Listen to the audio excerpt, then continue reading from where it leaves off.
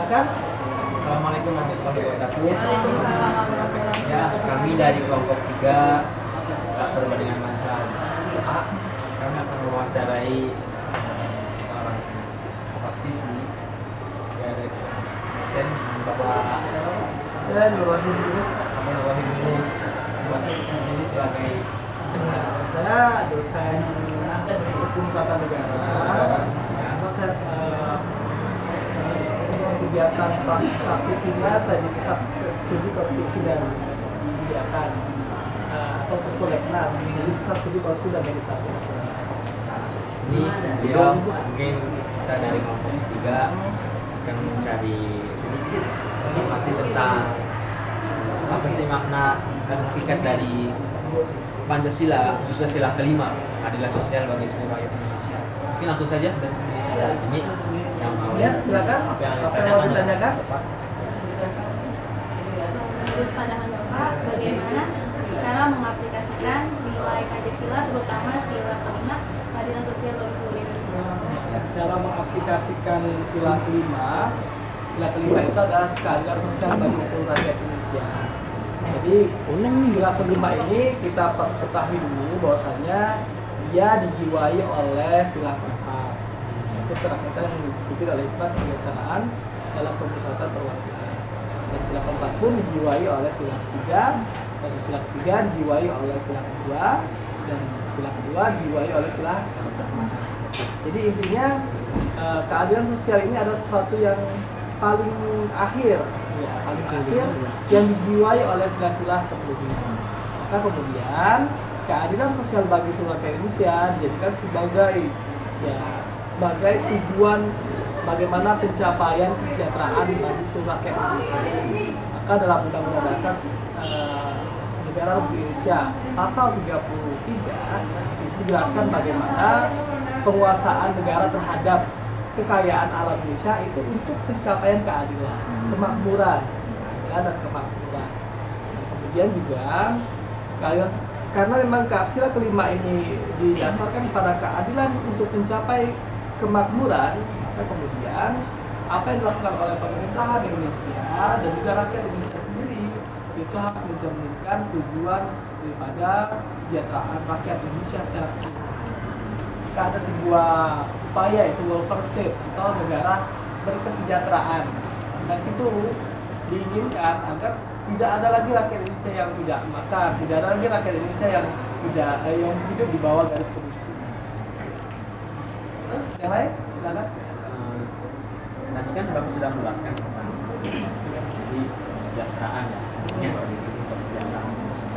Menurut Bapak untuk saat ini rakyat Indonesia ini apa sudah mencapai pada titik kesejahteraan itu atau mungkin apa gimana?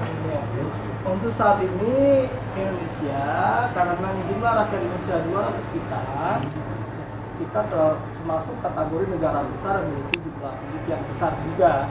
Maka untuk dikatakan apakah negara kita telah mencapai kesejahteraan yang berkeadilan sosial atau tidak, itu kita dalam proses kesana. Tapi kalau dikatakan masuk kategori negara sejahtera atau tidak, kita pasti belum menjadi negara yang sejahtera. Keadilan sosial pun kita belum mencapai itu. Tetapi dalam sila kelima ini telah dijadikan sebagai dasar dalam berperilaku bagi warga negara Indonesia dan seluruh komponen masyarakat Indonesia.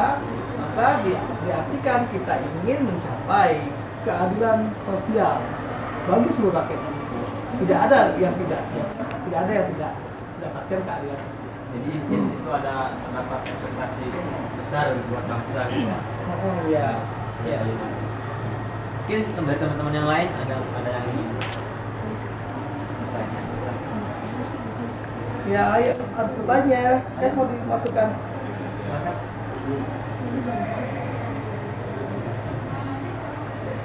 Silakan. Ada yang mau nanya? Yang mana? Baik, tuh tanya. Pak, menurut Bapak dalam keadilan sosial bagi seluruh rakyat Indonesia kan pasti ada hambatannya tuh Pak.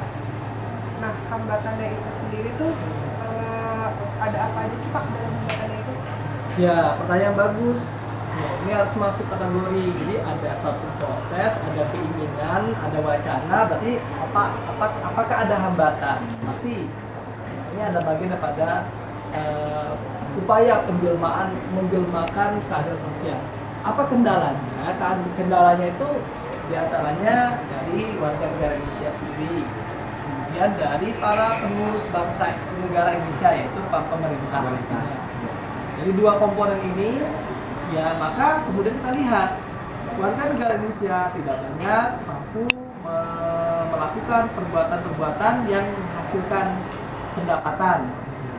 Makanya oleh karena itulah Jokowi Presiden Indonesia mewajibkan seluruh warga negara untuk mau bekerja. Nah, itu juga upaya untuk pencapaian keadilan sosial. Jadi masyarakat yang masih tinggal di bawah kolom jembatan, masih mengemis, masih di bawah taraf ke ekonomi di bawah standar, ada kemiskinan, itu karena memang mereka juga belum mampu melakukan perbuatan-perbuatan yang menghasil kreativitas yang menghasilkan penghasilan yang layak. Nah, kemudian dari komponen pemerintah atau pelaku administrasi negara, mereka menjadi hambatan karena mereka melakukan perbuatan-perbuatan yang bersifat kepentingan pribadi atau kelompoknya. Misalnya apa? Korupsi. Jadi pelaku koruptif itu mereka lakukan tanpa sadar, mereka juga menghambat kesejahteraan rakyat. Jadi keadilan sosial yang dijadikan sebagai acuan bernegara di negara kita ini tidak bisa terrealisasikan dengan maksimal karena dirusak atau dihambat oleh para pemangku kekuasaan negara. Oknum yang tidak bertanggung jawab. Atau oknum yang tidak bertanggung jawab.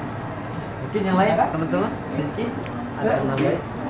Kamu belum bertanya? Atau Bagaimana menurut Bapak harapan Bapak agar negara Indonesia dalam mengamalkan sila kelima agar berjalan secara maksimal? Ya. Jadi harapan kita bagaimana bisa menjalankan sila kelima keadilan sosial bagi seluruh rakyat Indonesia, maka perlu adanya sinergi hubungan timbal balik antara pemerintah dan warga negara, saling berhubungan dan berkesinambungan. Jadi mereka semuanya, setiap komponen ini dari masing-masing daripada pemerintah maupun warga negara ini, mereka mau melakukan perbuatan-perbuatan untuk kemajuan negara kita. Jadi tidak ada lagi namanya kepentingan pribadi atau kelompok atau golongan. Jadi kalau masih mikirkan kelompoknya atau golongannya, maka itu yang untuk pencapaian keadilan secara merata bagi seluruh Indonesia itu tidak akan tercapai. Ya. Gimana? Yang lain ada lagi? Selesai? Cukup. Ya Pak, setelah teman-teman menanyakan tentang masalah hambatan, yang saya ingin tanyakan kepada Bapak itu tentang solusinya dalam menjalankan sila kelima. Solusi? Iya. Bagaimana solusi mencapai, intinya solusi mencapai keadilan sosial bagi seluruh rakyat Indonesia. Apa solusinya? Maka solusi yang paling terpenting tadi, tadi sudah dijawab sebenarnya, harapan gitu. Adanya sinergitas atau hubungan timbal balik antara pemerintah dengan warga negara Indonesia untuk kemudian mementingkan kepentingan bangsa dan negara di atas kepentingan pribadi atau kelompok dan ya, mungkin itu. Sudah pertanyaan semuanya, ada lagi? Ada lagi?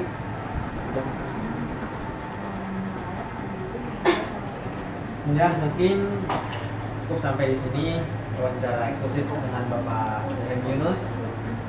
Kami dari kelompok 3. Saya Tong Atila. Saya Dinia Yostari. Saya Wid Kurnia.